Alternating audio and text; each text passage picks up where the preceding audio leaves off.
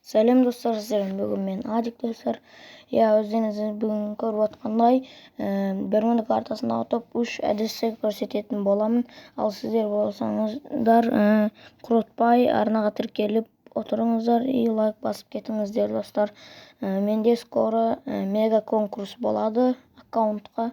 Оны 500 подписчикке жеткенде істеймін деп жатырмын. Ендеше видеомызға кеттік. Ал енді достар, біздің ең бірінші әдісіміз осы Бермуда картасындағы дом болса да болады. Дом болса қалай дұрыс шабуыл жасау керек.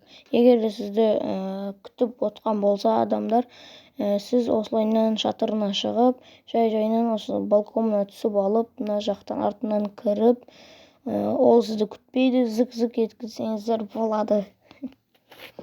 Ендеше келесі әдісіміз осы пиктің жанында осындай лабутен бар.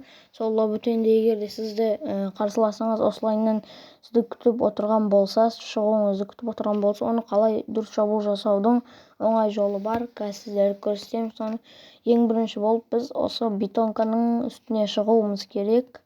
Арғы жақтағы бөлмесіне кіріп, терезесінен осылайынан басын көздеп тұрып атуларыңыз керек. Ендеше келесі Ал достар, міне біз үшінші әдісімізге де келіп жеттік. Үшінші әдіс осы Бермуда картасындағы починок деген жерде болады. Осы курятникте сізді күтіп отырған болса, сіз осы жерге шығып, зig-zig спать қылсаңыздар болады. Енді бұны көп адам біле, сондықтан пайдасы тиіп қалар деп айтып жатқан ғой. Айтпақшы достар, видеоның басында айтқандай 500 подписчикке жеткенде мега конкурс болады. Соған тезірек жеткізіп тастаңыздар. Мені тамашалағандарыңызға үлкен рахмет. Енді арнаға тіркеліп кетіңіздер. Ендеше қош сау болыңыздар.